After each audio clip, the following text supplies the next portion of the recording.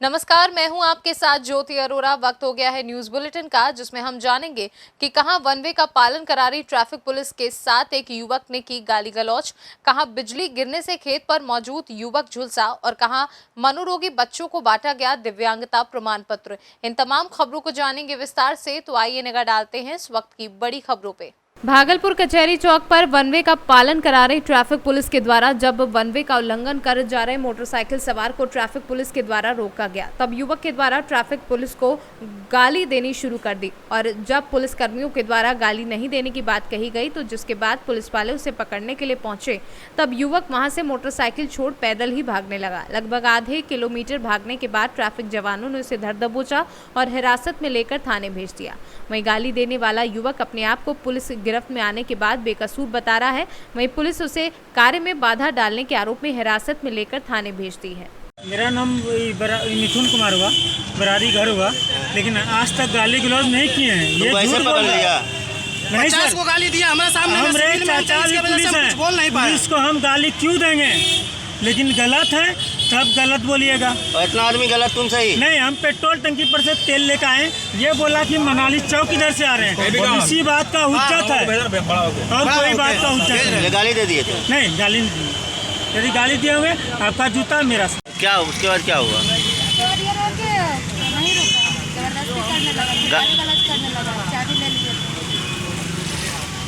आपका क्या नाम हुआ? भागलपुर से सीनू संवाददाता राहुल कुमार सिंह की रिपोर्ट। भागलपुर में 20 अक्टूबर को नगर निकाय के चुनाव होने हैं, जिसके लिए 16 तारीख से 24 तारीख तक नामांकन दाखिल कराने के लिए 51 वार्ड से प्रत्याशी अपना नामांकन कराने के लिए समरालय पहुंच रहे हैं। वहीं वरीय पुलिस अधीक्षक बाबूराम ने सभी थाना प्रभारियों को चुनाव को लेकर सतर्क रहने का निर्देश दिया है। शराब माफिया और आपराधिक गतिविधियों में संलिप्त लोगों की गिरफ्तारी सहित आचार संहिता उल्लंघन होने पर उसके खिलाफ कार्यवाही का निर्देश दिया है। चुनाव को लेकर सभी थाना को निर्देश दिया गया है कि जो पूर्व के हिस्ट्री शीटर हैं, जो अपराधी हैं, शराब माफिया हैं, उनके विरुद्ध अभियान चलाएं, निरोधात्मक कार्रवाई करें। इसके अलावा आचार संहिता को कड़ाई से लागू करना है और आचार संहिता के किसी भी उल्लंघन की स्थिति में कड़ी कार्रवाई की जानी है। दुर्गा पूजा को लेकर सभी थाना को निर्देश दिया गया है कि अभी से शांति समिति और जो आयोजक लोग हैं उनके साथ बैठकें शुरू कर दें। जहाँ जहाँ भी लाइसेंस निर्गत किया जाता है और मूर्ति का विसर्जन के लिए जुलूस निकलता है, उन सभी रूटों का सत्यापन करना है। रूट में कहीं भी कोई अवरोध है या फिर सांप्रदायिक दृष्टि से संवेदनशील स्थल है, उन पर विशेष ध्यान देना है। और इसके लिए ट्रैफिक का भी हम लोग बंदोबस्त करेंगे। भागलपुर से सीनू संवाददाता राहुल कुमार सिंह की रिपोर्ट। खबर यूपी के चंदौली जनपद से है, जहां प्रदेश सरकार के द्वारा भले ही ग्रामीण क्षेत्रों में पात्र लोगों को निःशुल्क आवास, शौचालय जैसी सुविधाएं उपलब्ध कराने को लेकर विभिन्न योजनाओं को संचालित कर रही है, जिसका प्रमुख उद्देश्य था कि गरीबों को निःशुल्क आवास, शौचालय उपलब्ध हो पाएगा। मगर जमीनी स्तर पर आज भी ग्रामीण क्षेत्रों में पात्र लाभार्थियों को सरकारी योजनाओं से वंचित होना पड़ रहा है तथा पात्र ग्रामीण किसी तरह कच्चे मकान में अपना जीवन बिताने को लाचार हैं और आज भी सरकारी योजनाओं से वंचित हैं। पूरा मामला चकिया ब्लॉक के पितपुर गांव का है, जहां आज भी पात्र लाभार्थी कच्चे मकान में अपने पूरे परिवार में रहने को लाचार हैं। ग्रामीण आज भी गांव के विकास की प्रमुख योजनाओं, आवास, शौचालय जैसी महत्वपूर्ण योजना से वंचित हैं। वहीं ग्रामीण ने आवास उपलब्ध कराने को लेकर जनपद के अधिकारियों का ध्यान आकृष्ट कराया है। क्या बताइए? मोतीलाल। कहाँ के निवासी हैं? बलुआ पर पीपुर। क्या समस्या है आपकी? सरकार मन की यह समस्या है कि जो न कि हमन इतना दिन से यह है जा, जो न कि घर दुआर नहीं बा, मड़ई लगा के चमकुआ से आड़ करके बाड़ी जा। आवास हमारे विचार है कि आवास सरकार दे दे, हमनों के तो बना के रहल जाए। चंदौली से सीनू संवाददाता मधुप श्रीवास्तव की रिपोर्ट।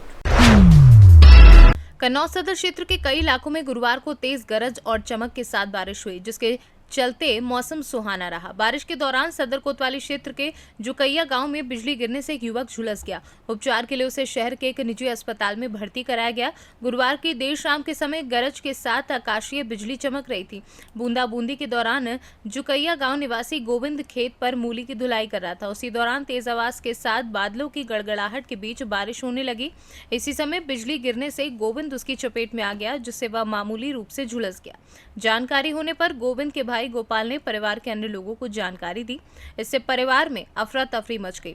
आनन फानन में गोविंद को उपचार के लिए निजी अस्पताल में भर्ती कराया गया है। उपचार कर रहे चिकित्सक ने युवक को खतरे से बाहर बताया है। क्या नाम है आपका? गोपाल। गोपाल जी, क्या हुआ आपके भाई को?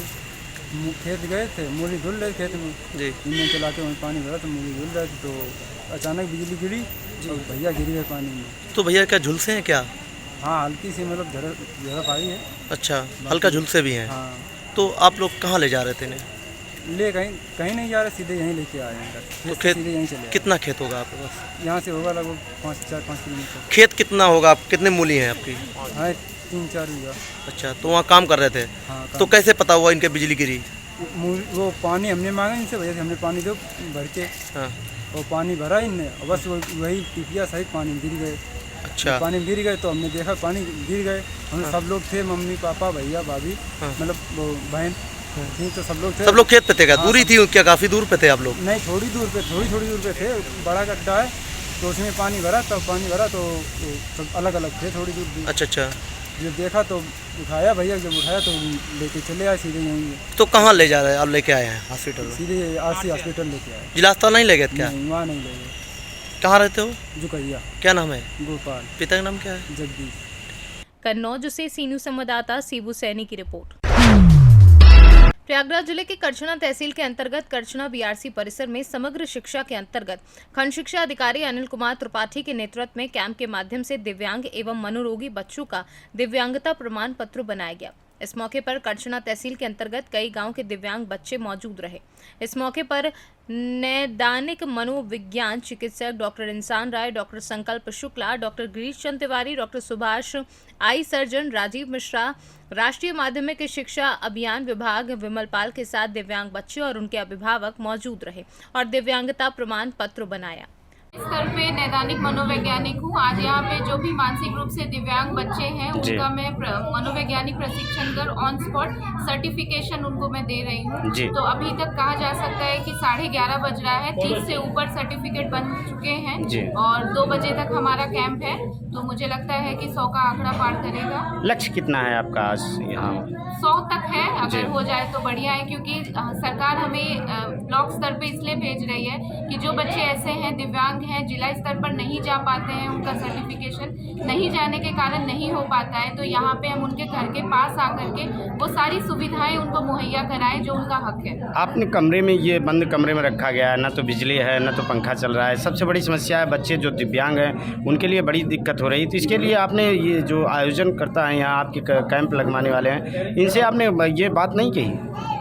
देखिए, कहीं पे कुछ अच्छा करने चाहते हैं तो थोड़ी बहुत परेशानियां होती हैं, तो हमें उनसे परेशान नहीं होना है। हम परेशान हो जाएंगे तो इन बच्चों का क्या है, तो बस किसी तरीके से इसमें ही गुजारा करके करना है, आगे तो सब ऊपर वाले के भरोसे है। आपका पूरा परिचय जानना डॉक्टर चाहिए। ईशान्या राज, नैदानिक मनोवैज्ञानिक, कॉल्विन हॉस्पिटल, प्रयागराज।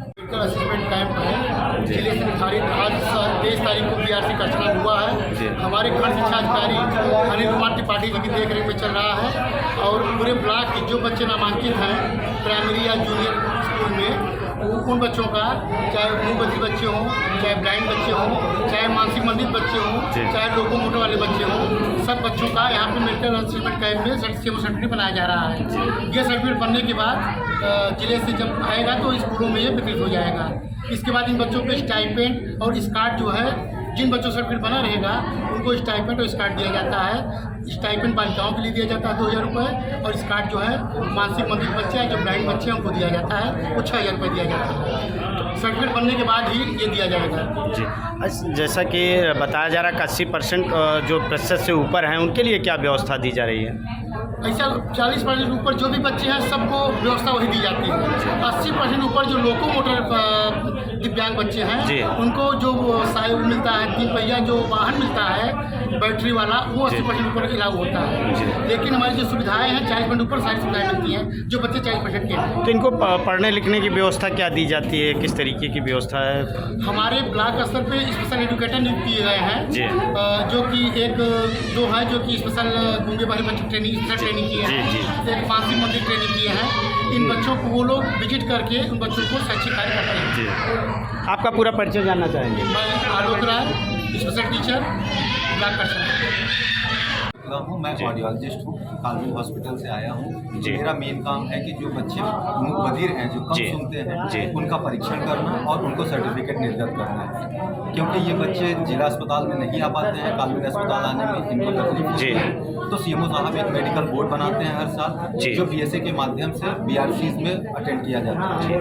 हम लोग बीआरसी में आए हैं, यहाँ पर कैंप कर रहे हैं। जितने बच्चे यहाँ पे आएंगे उनमें से हमें देखना है कि कान से कौन कम सुनता है, उसको मैं देखूँगा और मैं उसका सर्टिफिकेशन। कैंप में कितने एज तक के बच्चों को लिया जा रहा है सर्टिफिकेट के लिए? इस कैंप में 5 साल से लेकर 16 साल तक के बच्चों को लिया जा रहा है। तो किस इस कैंप के माध्यम से जो सर्टिफिकेट दिया जा रहा है उसका क्या लाभ मिलेगा इनको इस तरीके से? देखिए, अगर बच्चों को सर्टिफिकेट मिल जाएगा तो वो अपने प्रधान के लेवल से और शिक्षण संस्थान के लेवल से जो भी गवर्नमेंट की तरफ से उनको सुविधाएं दी जा रही हैं वो उसके हकदार हो जाएंगे।